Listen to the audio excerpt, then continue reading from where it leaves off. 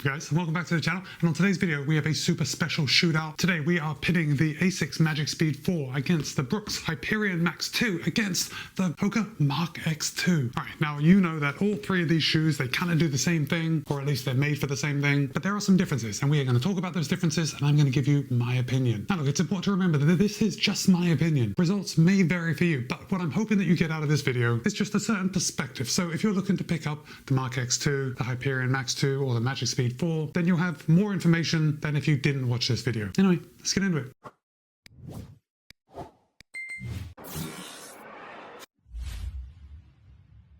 Of course, before we get started, I do have a couple of disclosures. All three of these shoes were sent to me for the purpose of review. However, no one has told me what to say, no one has any editorial privileges, and all the thoughts and opinions are my own. With that said, you can pick up a pair of the ASICS Magic Speed 4 for $170. You can pick up a pair of the Brooks Hyperion Max 2 for $180, and you can pick up a pair of the Hoka Mach X2 for $190. So clearly that is the first place where all these shoes differ. They definitely step up by $10 each, making the Hoka Mach X2 $20 more expensive than the Magic Speed 4, but just wait till you watch the whole video before you make any decisions. Don't make any decisions based on price. Okay, it's time for some specs. The ASICS Magic Speed 4 has 43.5mm in the heel, 35.5 in the forefoot for an 8mm drop. The Brooks Hyperion Max 2 has 36.25 in the heel, 30.25 in the forefoot for a 6mm drop, and the Hoka Mach X2 has 44 in the heel, 39 in the forefoot. Well, that's for the men's version. The women's version has 42 in the heel, 37 in the forefoot, both for a 5mm drop. So we have 5mm drop, 6mm drop, 8mm drop. See, there are quite a few things to consider. It's not as easy to make a decision as it seems on the surface. Okay, now we come into weight. Weight is often a very important factor when we're thinking about running shoes, and ASICS claims that in a US men's size 9, the Magic Speed 4 tips the scale at 8.6 ounces or 245 grams. However, in my size, a US men's size 13, it tips the scale at 10.2 ounces or 289 grams. Moving on to the Brooks Hyperion Max 2. Brooks claims that in a US men's size 9, the Hyperion Max 2 would tip the scale at 9.1 ounces or 258 grams. However, in my size, a US men's size 13, it tips the scale at 11.1 ounces or 315 grams. And finally, the Hoka Mach X2 in a US men's size 10. That's right, Hoka does provide their sample sizes in a size 10, but in that size, it tips the scale at 9.2 ounces or 260 grams. And in my size, a US men's size 12.5, the Mach X2 tips the scale at 10.3 ounces or 293 grams. So as far as weight goes, the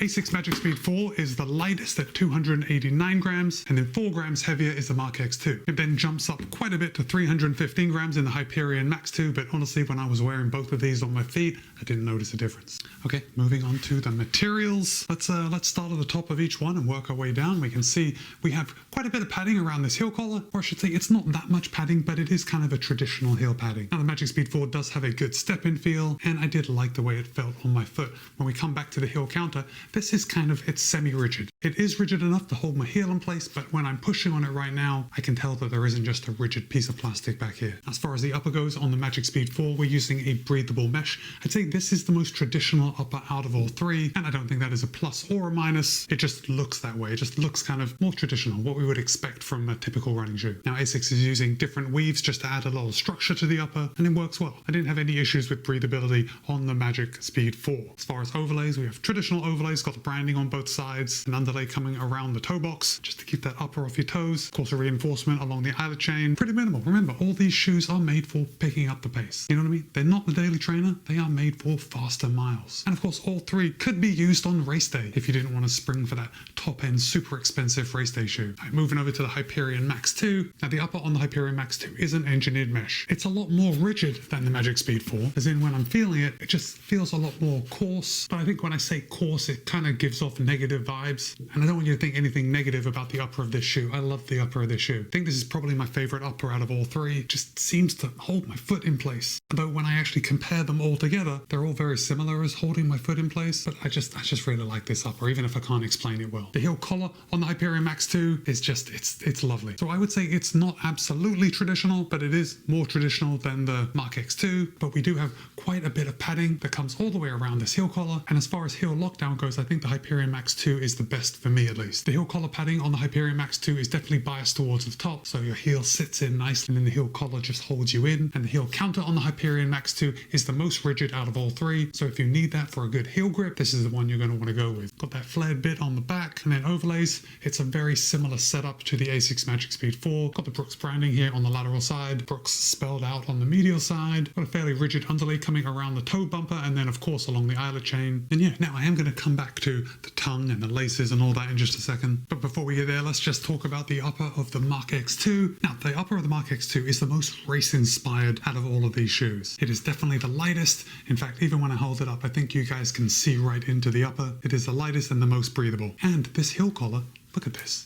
Can you see that? It is super thin. Now where the Magic Speed 4 and the Brooks Hyperion Max 2 each have more traditional padding or a lot more padding around the heel collar, the Mach X2 does have just bolster padding on each side of the heel, so it doesn't come all the way around the back. The heel counter is also very loose on the Mach X2, which is very race-like, right? And I can tell you right now that out of all the three, I had the least heel security in the Mach X2. Now I never had to use that lace lock method with this extra hole, which all three of the shoes have, but I did just feel a little looseness in my heel, especially when I was picking up the pace. So take that for what it's worth. Just like the competitors, we have very few overlays. Got the Hoka branding here, toe bumper, eyelet chain, you know, all the overlays that we would expect. So while I have the Mach X2 in my hand, let's just move on to the laces and the tongue.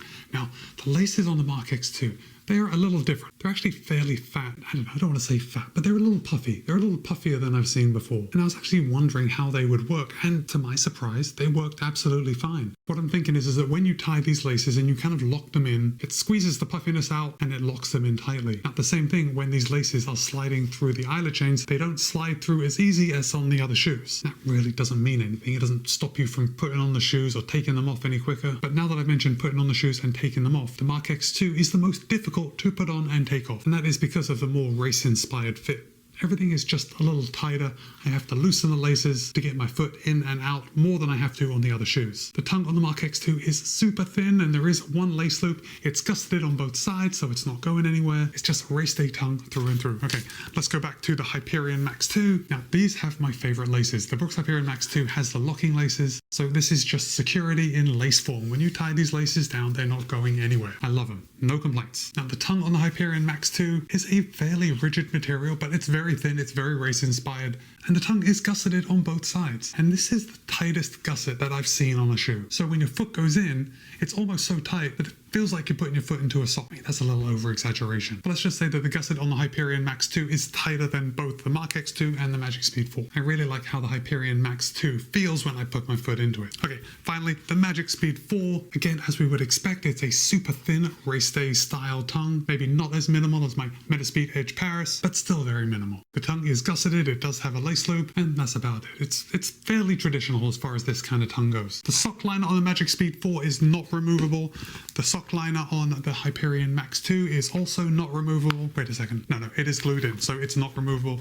And the sock liner on the Mach X2 is removable. If that matters to you, then that's good information there. Okay, let's come down to the midsole. And the midsole makes a difference, or at least the midsole usually makes a difference. And I think in the case of these three competitors, it does make a difference. But saying that, when I took each of these shoes out to actually get a feel for them right next to each other, as in running in them right after the other and running in each of them on one foot, it's actually surprising how similar they feel. But on the Magic Speed 4, ASICS is using 2 layers of Flight Foam Blast Plus. Now, between those 2 layers of Flight Foam Blast Plus is a carbon fiber plate. And then in the forefoot, there is a round puck of Flight Foam Turbo, and that's their top of the line Piba foam. So at least theoretically, once you get up on your toes, you're going to be using that little puck of Flight Foam Turbo, and it's going to provide you a little more propulsion. But for the majority of foam in this shoe, it is Flight Foam Blast Plus. And I can say it all comes together and works very well. Of course, I do have individual reviews of each of these shoes, and I'll place links to those videos in the show notes below. For the Hyperion Max 2, Brooks is using a new foam this year, or at least new in the Hyperion Max. It's DNA Flash V2, and it's all DNA Flash V2 except in the middle, and you can see this little piece on the side here. Brooks is using their Speed Vault plate, and that is a plastic plate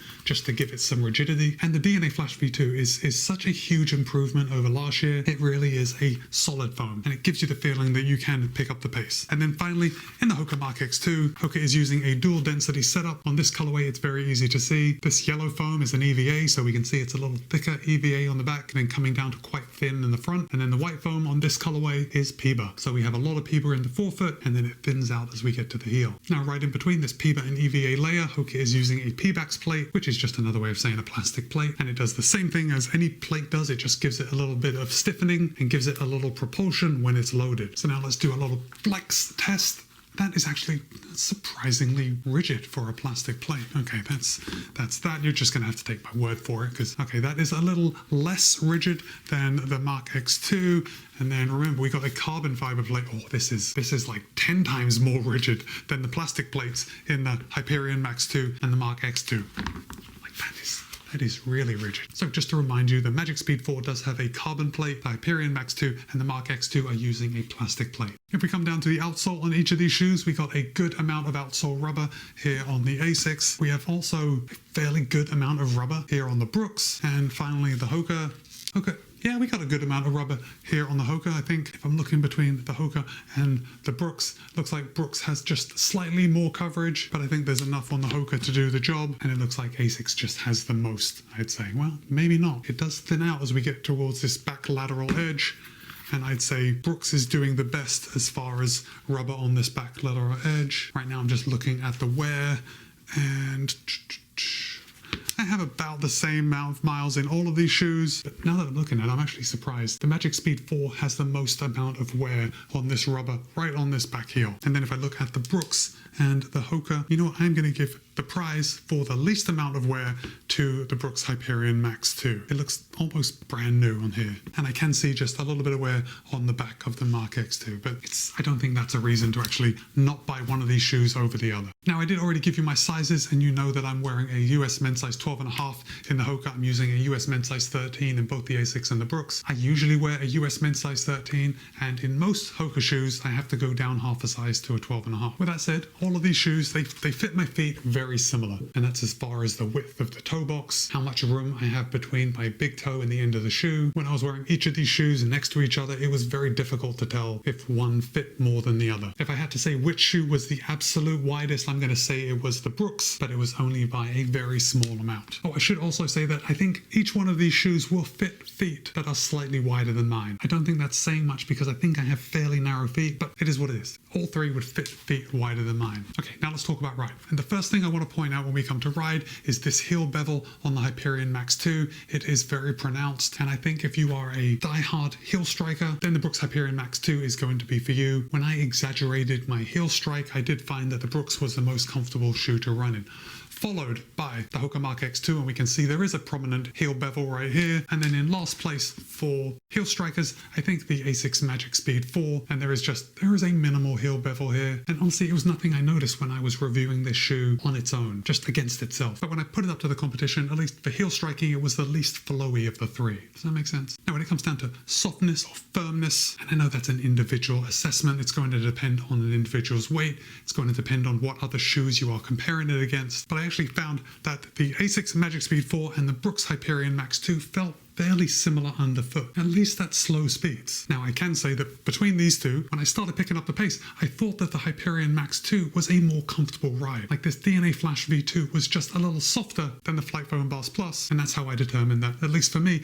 I thought that the Brooks Hyperion Max 2 was a more comfortable ride than the Magic Speed 4. Now, when I really started picking up the pace, that's when the Magic Speed 4 really came into its own. Now, I think generally when we're trying to pick out a shoe, comfort is the number one thing that we have to go by. But if you are buying a shoe to run fast, which I think that is what you're doing if you're picking either of these three, then the Magic Speed 4 feels a little snappier when you're running fast than the Hyperion Max 2. And that makes sense, doesn't it? We've got a carbon fiber plate, which is a lot richer. So when we're running faster, that snappiness kind of sends us forward a little more. At least that's how it's designed. And then moving over to the Mach X2, we have the softest shoe out of all three, and that is going to be because we've got this PIBA foam. Now, even though that the Mach X2 does have a P-Bax plate, so a plastic plate, I found that the ride on the Mach X2 was the most most peppy. Like, it was the softest, but also the most responsive feeling. And that is even going up against a shoe with a carbon fiber plate. So I guess your decision is going to come down to exactly what you're looking for. If you're looking for a shoe that fits well, or I've got to say, if you're me, my decision would come down to what I find the most important. Because I've got to say, I really like how the Magic Speed 4 and the Brooks Hyperion Max 2 fit. I think maybe the Hyperion Max 2 a little more than the Magic Speed 4, but if you're looking for something to go fast, I think the Hoka Mach X2 is going to be the shoe for you. And that's because it's got this race day fit. We've got the PEBA foam, and the PEBA foam makes all the difference in the world. This shoe feels like a shoe that wants to go fast. So if I had to rank the shoes that I have in front of me, I'm going to give first place to the Hoka Mach X2. I'm going to give second place to the Brooks Hyperion Max 2, and a very close third, at least close to the second place. Third place is going to the ASICS Magic Speed. So now I want to hear from you. Have you run in either of these three shoes? If you have, which is your favorite? If you haven't, has watching this video made you decide on either one of these? Drop a comment and let me know. And for now, it's Matt B. This has been a shootout between the ASICS Magic Speed 4, the Brooks Hyperion Max 2, and the Hoka Mach X2. Be kind, be happy, run well. See you in a couple of days.